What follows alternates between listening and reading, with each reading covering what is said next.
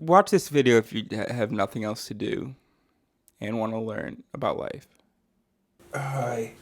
This is gonna be a pretty low effort video. Welcome to round 2 of my so low effort video that I just recorded 7 minutes without sound. Oh, maybe what I'll do is I'll include, if I like something that I said in the previous version, you'll just have the shitty audio, but you can still know what genius I. If you're new to my channel, my whole thing is, or it's becoming my whole thing. Well, it's been my whole personal thing. It's becoming my whole channel thing that everybody's stupid. Left, right, and center. And the reason that we're all stupid is because although certain beliefs are sort of better than others, it's the way that we come about and then what we do with those beliefs that's stupid. So some people just get lucky and they have good beliefs, but then they don't really understand why they have those good beliefs, or why those beliefs are good, I should say. The reason that they have those good beliefs is because, well, their instincts just told them that. And their instincts just happen to get lucky, okay? No, people don't have these just like amazing instincts. It's just that your unconscious happened to see the right pattern. Happened to, okay? It's just a guess, really. You see two words in a sentence and you happen to draw the right conclusion. Anyway, so that's what my whole channel is if you're new. My whole channel is about everyone's stupid and we don't think at all, except sometimes in order to justify what we already believe, in order to defend, rationalize. So that's how thinking actually works. It's that you have this unconscious process, this unconscious reaction to something. It presents a belief to you. It gives you your belief. Your unconscious mind is driving your decisions, your beliefs, your attitudes, etc. And then consciously you're like, okay, so this is true because it feels right. So now I'm just going to figure out a way to make it make sense. So I came across sort of what might be a fun thing to explore, a fun example of this. So this is a response to Rasmusen. The whole Rasmusen kerfuffle, as he says. Okay, so that's nice. So BuzzFeed News is in my timeline. So we cannot, nor would we, this is a quote. We cannot, nor would we fire Professor. No, I'm not going to do that voice. We cannot, nor would we we cannot, nor would we fire Professor Rasmusen for his post as a private citizen, as vile and stupid as they are, because the First Amendment of the United States Constitution forbids us to do so. All right, so then we've got a picture of Rasmusen, and then we've got a Twitter beat, a Twitter. What am I doing? So, geniuses are overwhelmingly male because they combine outlier high IQ with moderately low agreeableness and moderately low conscientiousness.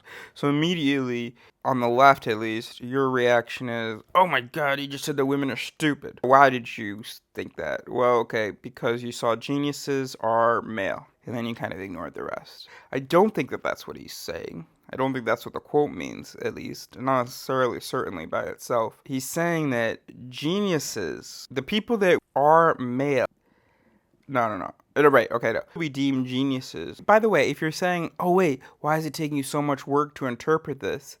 It's not so much work to interpret it as it is to make it clear to you. Because you didn't put in any work to interpret it. You just let your instincts guide you. Now you might say, well, should you be posting something on Twitter that people have to put work into reading?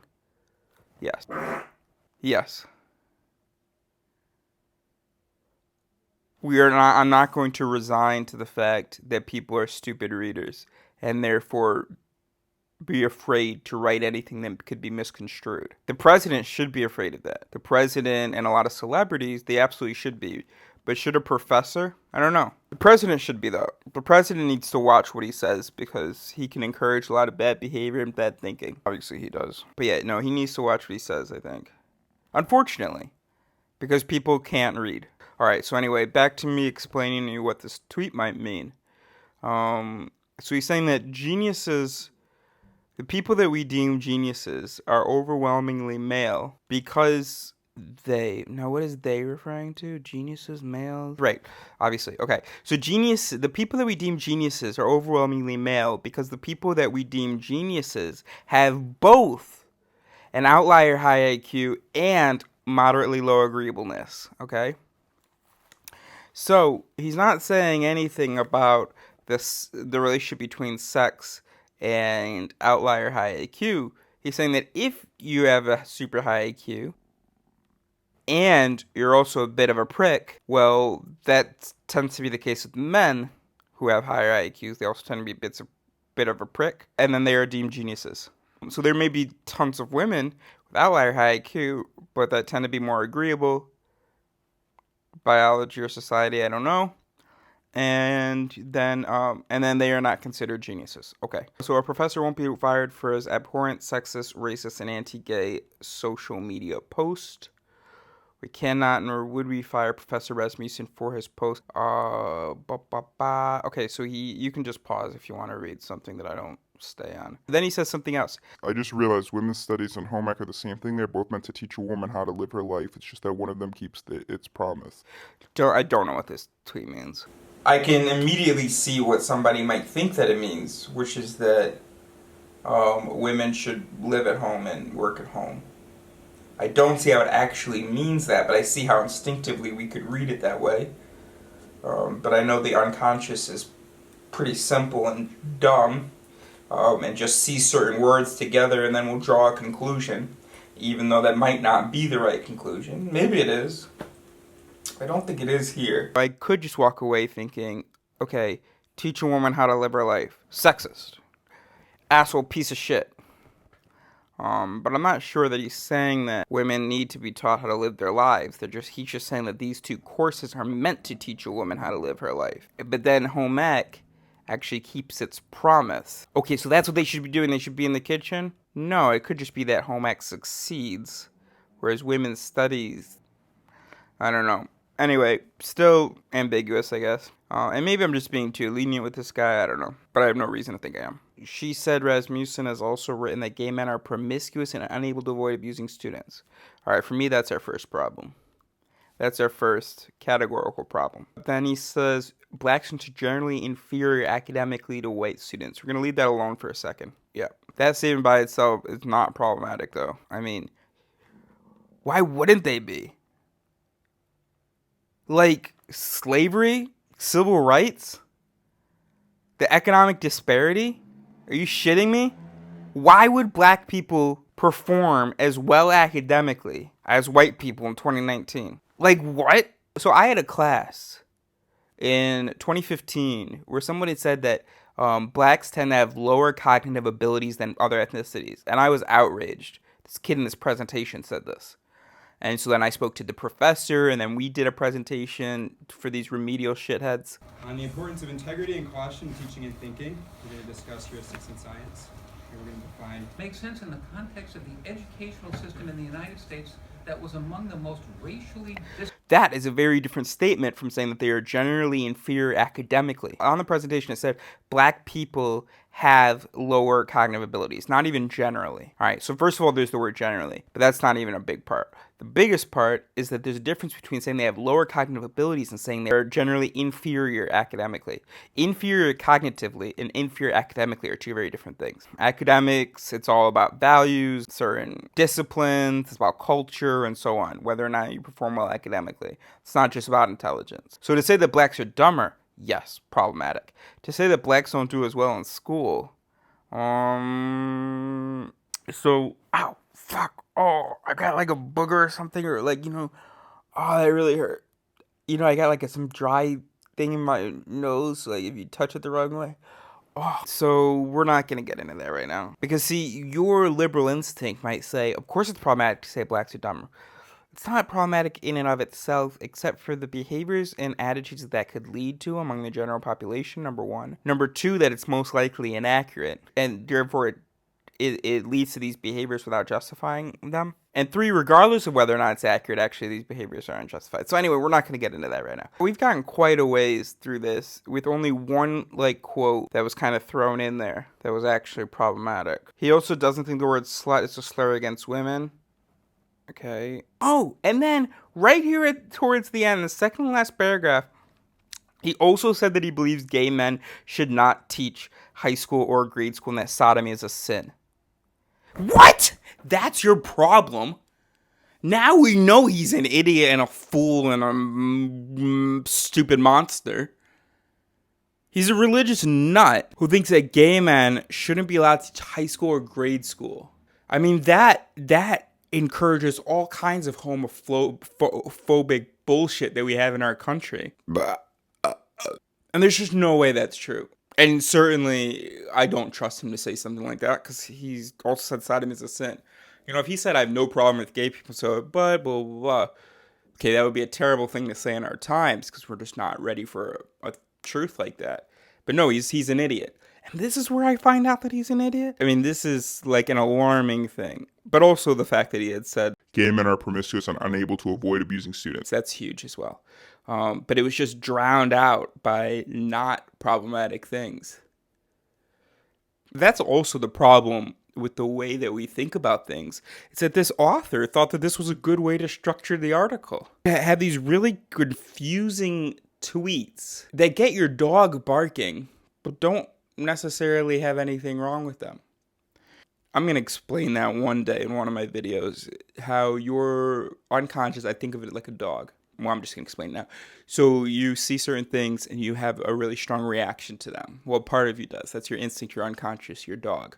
What do I call it? Your GID. Well, I used to call it BID, but I've changed it. So it's like GID now. So your BID, GID, whatever, will react really strongly to certain things. But just like a dog will start barking at you don't know necessarily whether it's actually a harmless stranger or whether it's a burglar or threat that your dog is picking up on, you know? And that's the problem with dogs, right? They bark at both. They bark at real threats and at not real threats. And so it's your job to jump in and think, okay, now that I got this gut response, let me evaluate which category it falls into. Is my dog right or wrong? But we don't even realize that we have these dogs. We think that we're these thinking beings and that whatever reaction we feel to something is logical and rational because somehow we are these truth detectors. Here's what I want to see. Response on his website. Okay. So one really important thing is that the provost said, Professor Eric Rasmussen has for many years used his private social media accounts to disseminate his racist, sexist, and homophobic views. We're at the top here in the green. The letter from the provost is in green, and then his response is in black. And he says, These insults no longer have much meaning. and that's true. That's a major consequence of how the left wing is operating. People think that these quote-unquote insults no longer have meaning. They should have meaning. And now people are acting like everything is racist. No, not it. Let me try to say. People on the right, if you say that's racist, they'll say, yeah, but everything's racist. And they kind of have a point because people on the left are kind of throwing that word around a lot. All right, so anyway, then he has this awkward stuff about, if my daughter decides to become a philosophy professor, that is okay. Like, should be super proud of her, but whatever. I mean, not whatever, that's problematic. See, this is another good line of where people just weren't listening here at the top. He believes that women would prefer to have a boss rather than be one. He says, Yes, I do believe that it's a bit of a cheat because I think most men would prefer to have bosses than be one too. so the provost says, He believes that black students are generally unqualified for attendance at elite institutions and are generally inferior academically to white students. and let's listen to his response. It's hard to know what generally means here. Are most black students admitted because they are black and would not be admitted if we did not give them preference for their race? I don't know about most. I don't know, though the provost surely does. What is clear is that some students are admitted because of their race, which means that other students are denied because of their race, since we have a fixed number of spots. The whole idea of affirmative action is that too few black students wouldn't get in without racial preferences, so we need to lower the standard for them and accept that they will do worse academically. Affirmative action may be right, it may be wrong, but that's what it is. That's true, which is why I couldn't say that that was a problematic statement earlier. That is the reality. Anyway, so this guy is a fool, but the article just takes its sweet-ass time showing that to you, and also distracts you with things that will get your GID barking, but aren't necessarily problematic. So I guess we can call this an introduction to the concept of GID, ego, and Sid, is it? What did I call the scroll? You don't know. This is not going to be an intro. This is barely an introduction to my GEST model, which is sort of it's nominally based on Freud's ego, id, and superego. So what I've broken the mind or self into is ego, which is who you think is responsible for all of your thinking beliefs, but it's not. You're just a bystander. While in fact, it is your id, well, part of your id, your gid, that is reacting to things. Am I making any sense? I'm going to have a fuller video on it. But no, I don't check my messages. I don't get an alert about it. I don't find out about it.